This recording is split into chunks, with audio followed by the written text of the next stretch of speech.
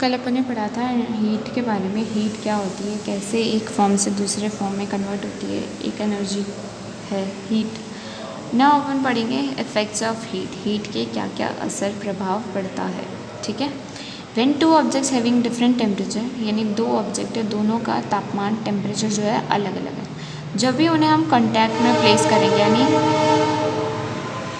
यानी एक दूसरे के कॉन्टैक्ट में रखेंगे, यानी एक दूसरे के टच करके रखेंगे, तो the object at higher temperature, जिस बॉडी का टेम्परेचर ज़्यादा होगा वो अपनी हीट लूज़ करेगा और किसे दे देगा, उस ऑब्जेक्ट को दे देगा जिसका टेम्परेचर कम है, ठीक है।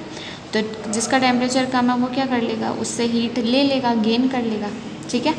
और ऐसा कब तक होगा, जब तक कि दोनों ऑब्जेक्ट जो है सेम टेम्परेचर पे नहीं आ जाते, ठीक है।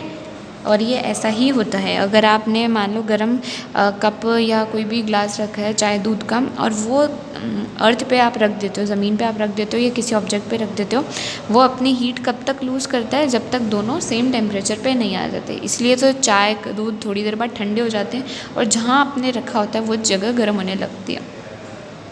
We cannot see heat flowing from one object to other. हम देख तो नहीं सकते, हम देख पाते हैं क्या कि वो चाय का ग्लास किस तरह से दूसरी चीज़ को गर्म कर रहा है, बट हमें उसका इफ़ेक्ट जो है वो नज़र आने लगता है बाय टचिंग या कुछ भी फील करके, ठीक है। तो उसका असर हमें ज़रूर देखने को मिलता है, भले ही हम उसे नेकेड आइज से देख नहीं सकते हो, आँखों से देख नहीं सकते हो भले। Some of the effects of flow of heat are, और इसी तरह से कुछ जो हीट का फ्लो है उसके इफ़ेक्ट्स जो है वो आपको यहाँ दिखाए गए हैं। सबसे पहला है चेंज इन वॉल्यूम।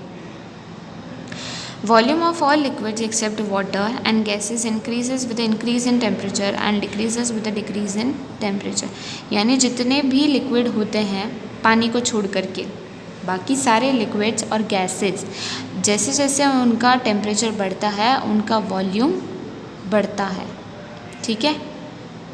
तो यानी वो हीट करने पे क्या होते हैं, एक्सपैंड होते हैं। हीटिंग से उनमें क्या होता है, एक्सपेंशन, एक्सपैंड होते हैं, वो फैलते हैं। तो सिर्फ पानी को छोड़ के, ठीक है, सारे लिक्विड्स और गैसेस जो है वो उनका वॉल्यूम जो है बढ़ जाएगा अगर हमने उनको क्या किया, उनका टेम्परेचर बढ़ाया, उनको हीट किया। और अगर हमने उनका टेम्परेचर डिक्रीज़ किया, यानी उसको ठंडे एरिया में रख दिया, तो उसमें क्या हो जाएगा, उनका वॉल्यूम जो है वो डिक्रीज़ हो जाएगा, ठीक है। तो ये पहला इफेक्ट हो गया। दूसरा इफेक्ट है राइज इन टेम्परेचर। जब भी किसी ऑब्जेक्ट को मैं हीट दूंगी, जाहिर सी बात है उसका टेम्परेचर बढ़ेगा, ठीक है। मैंने किसी भी ऑब्जेक्ट को गर्म किया है, कोई भी हो रैंडम वो, तो जब भी मैं उसको हीट करूँगी तो उसका टेम्परेचर जो है बढ़ जाएगा, राइज हो जाएगा, ठीक है। And falls when it loses heat, और वहीं अगर मैं उसको ठंडा करूँ, उसकी सारी हीट को निकाल दूँ, तो उसका टेम्परेचर कम हो जाएगा। जैसे अपन बर्फ़ को जमाते हैं तो पानी को हम रखते हैं, पानी का टेम्परेचर अलग होता है, फिर जैसे उसमें से हीट बाहर निकल जाती है, पानी की सारी हीट बाहर निकल जाती है और वो धीरे धीरे जमने लग जाता है, उसका टेम्परेचर जो होता है वो कम होने लग जाता है, ठीक है। Now the third effect is cause is expansion. मैंने अभी बताया था आपको, हीटिंग से एक्सपेंशन होता है, यानी चीज़ें फैलती हैं। तो जितने भी सब्सटेंस है, सॉलिड हो, लिक्विड हो, गैस हो, सबके सब एक्सपैंड होते हैं, हीट करने पे फैलते हैं, ठीक है। एंड कॉन्ट्रैक्ट ऑन कूलिंग, और ठंडा करने पे सिकुड़ जाते हैं, कॉन्ट्रैक्ट हो जाते हैं, ठीक है। जो भी अंडरलाइन करा है, अंडरलाइन करना है, मीनिंग लिखना है आपको, सब कुछ, ठीक है। वो सारी चीज़ें इंपॉर्टेंट है। एक्सपेंशन, अब इसमें भी रेट है, यानी सॉलिड में एक्सपेंशन कम होता है, उससे ज़्यादा एक्सपेंशन लिक्विड में होता है, और उससे ज़्यादा एक्सपेंशन गैसेस में होता है। यानी गैसेस सबसे ज़्यादा फैलती है, लिक्विड उससे कम फैलते हैं, और सॉलिड सबसे ही कम फैलते हैं, ठीक है। Now the fourth effect is increase in pressure. जैसे जैसे हम किसी चीज़ को हीट देते हैं उनमें पार्टिकल्स में दबाव बढ़ने लगता है, प्रेशर इंक्रीज होने लगता है जब हम उनको हीट देते हैं, गर्म करते हैं, ठीक है। Now the fifth part is heat energy causes chemical change. अब हीट एनर्जी से कुछ ना कुछ केमिकल चेंज आता है। क्या चेंज आता है, many chemical reactions take place when reactants are heated. जब भी रिएक्टेंट्स कौन है, जो भी अपना मटेरियल ऑब्जेक्ट है, उसको जब भी हम हीट करते हैं तो उसमें कोई ना कोई केमिकल रिएक्शन ज़रूर होती है। ऐसा हर बार पॉसिबल नहीं है, ठीक है, but most of the time होता है। जैसे मैंने पानी को गर्म किया, पानी को गर्म करने से उसमें कोई केमिकल रिएक्शन नहीं होती, सिर्फ वो लिक्विड से गैस में बदल जाता है। तो कई बार लेकिन हीट करने पे केमिकल रिएक्शंस हो जाती है। जो रिएक्शन ठंडे में नहीं हो रही होती है वो हीट करने से हो जाती है। ठीक है। Next effect is heat energy effects living body. Heat energy से लिविंग बॉडीज़ को बहुत फ़र्क पड़ता है, सच में पड़ता है। लाइक लिविंग बींग्स चाहे एनिमल हो प्लांट हो, वो अपना फंक्शन जो उनका काम है वो एक पर्टिकुलर टेम्परेचर पे ही कर सकते हैं। लाइक पोलर बियर राजस्थान में नहीं रह सकता, ठीक है, उसका एक पर्टिकुलर टेम्परेचर है, उस टेम्परेचर पर रहकर ही वो सर्वाइव कर सकता है। अभी ऊँट है, ऊँट ठंडे एरिया में नहीं रह सकते क्योंकि उनको एक पर्टिकुलर टेम्परेचर के लिए सूटेबल बनाया है भगवान ने, तो वो उस टेम्परेचर पे ही अपना फंक्शन परफॉर्म करेंगे। अब चाहे वो प्लांट हो, एनिमल हो, लाइक कैक्टस ठंडे एरिया में तो नहीं उग सकता क्योंकि उसको बनाया ही नहीं इस तरह से।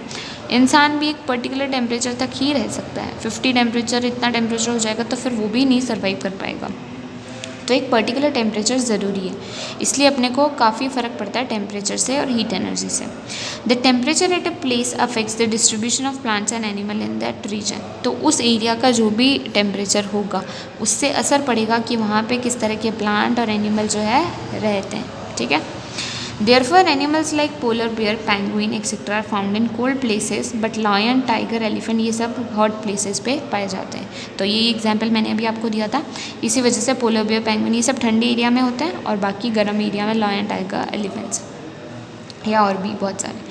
Now the next change is causes change of state of matter, यानी उनकी स्टेट बदल जाती है, उनकी फिजिकल स्टेट, यानी सॉलिड से लिक्विड, लिक्विड से गैस या सॉलिड से गैस, ये सब चेंजेस हो जाते हैं अगर हमने उन्हें हीट करना होता है या हीट करते हैं हम उन्हें। तो when a substance is constantly heated its temperature rises, जब भी हम उसको लगातार गर्म करते हैं, उसका टेम्परेचर बढ़ाते हैं, तो जब भी हम उसको लगातार गर्म करते हैं उससे उसका टेम्परेचर क्या है, बढ़ जाता है। आफ्टर ए सर्टेन पॉइंट, एक टाइम के बाद टेम्परेचर बढ़ना रुक भी जाता है, ठीक है। और उसके बाद जैसे भी मैं पानी को गर्म करती हूँ तो धीरे धीरे पानी गर्म होता है, सीधा भाप थोड़ी बनने लग जाता है। फिर धीरे धीरे गर्म होते होते एक स्टेट ऐसी आती है जब वो और गर्म होने के बजाय किस में बदलने लग जाता है, भाप में, वेपर्स में बदलने लग जाता है। यानी उस समय उसकी फ़िज़िकल स्टेट क्या है, बदलने लग जाती है। उसकी फ़िज़िकल स्टेट क्या होने लग जाती है, लिक्विड से गैस में जाने लग जाती है, ठीक है। With the absorption of heat, अब इतनी सारी हीट जो वो एब्जॉर्ब कर रहा है पार्टिकल, तो या तो सॉलिड लिक्विड में बदल जाता है या लिक्विड गैस में बदल जाता है, ठीक है। जैसे आइस को मैं मेल्ट करूँ तो वो पानी में जाएगा पहले, फिर धीरे धीरे और गर्म करूँगी तब जाके वो वाटर किस में चेंज हो जाएगा, वाटर वेपर में चेंज हो जाएगा। तो ये सारे इफ़ेक्ट्स थे जो हमें हीट से देखने को मिलते हैं, ठीक है। Now the next topic is temperature. What is temperature? किसी भी चीज़ का तापमान, यानी तापमान क्या होता है, वो चीज़ कितनी गर्म है या कितनी ठंडी है, ठीक है।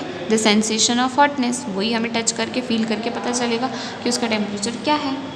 तो जब भी हम किसी ऑब्जेक्ट को टच करते हैं वो हमें हॉट या कोल्ड नज़र आ मतलब फील हो सकता है कि वो हॉट है या कोल्ड है। जब भी आप आइसक्रीम लेते हो आपको ठंडा फील होता है, जब आप गर्म चाय पीते हो तो आपको गर्म लगती है।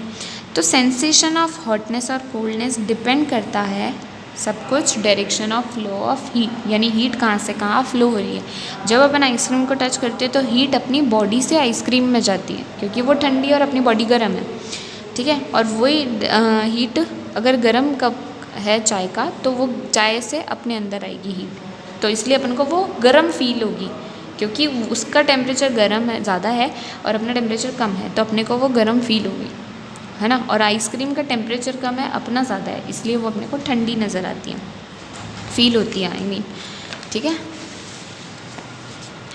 When heat flows from the object to our body we feel hot, जब हीट उस ऑब्जेक्ट में से अपने अंदर आ रही है तो अपने को वो गर्म लगेगा ऑब्जेक्ट, ठीक है। और वही ऑब्जेक्ट अगर वो हीट अपनी बॉडी में से उस ऑब्जेक्ट में जा रही है तो अपने को वो बॉडी ठंडी फील होगी। तो किसी भी ऑब्जेक्ट की गर्म या ठंडी वो कितना है, ठीक है, वही उसका टेम्परेचर होता है। लाइक अभी आइसक्रीम ठंडी है तो वो 20 डिग्री सेल्सियस पे, हम गर्म है तो हम 37 डिग्री सेल्सियस पे, ठीक है। तो किसी भी चीज़ की हॉटनेस या कोल्डनेस जिसको हम मेजर कर पाएँ एक स्केल पे, वो क्या कहलाता है, temperature. So an object appears hot if temperature is higher that of our body. अब कोई भी ऑब्जेक्ट हॉट अपन को कब नज़र आएगा, जब उसका टेम्परेचर अपनी बॉडी से ज़्यादा होगा, ठीक है। और दूसरी तरफ कोई ऑब्जेक्ट हमें ठंडा कब नज़र आएगा, जब उसका टेम्परेचर अपनी बॉडी के टेम्परेचर से कम होगा, ठीक है। Temperature of an object is measured with an instrument called thermometer. Temperature को किससे मेजर किया जाता है, आप सब लोगों को पता है, एक इंस्ट्रूमेंट होता है थर्मामीटर, उससे हम अपना टेम्परेचर जो है मेजर करते हैं, या किसी भी चीज़ का। Thermometer, thermo is a Latin word, यानी लैटिन लैंग्वेज से लिया गया है ये वर्ड, जिसका मीनिंग होता है हीट। तो लैटिन वर्ड में, लैटिन लैंग्वेज में थर्मो का मतलब होता है हीट और मीटर का मतलब होता है मेजरिंग डिवाइस। तो थर्मोमीटर यानी हीट मेजरिंग डिवाइस, हीट को नापने वाला यंत्र, डिवाइस, ठीक है। तो thermo means heat and meter means measuring device.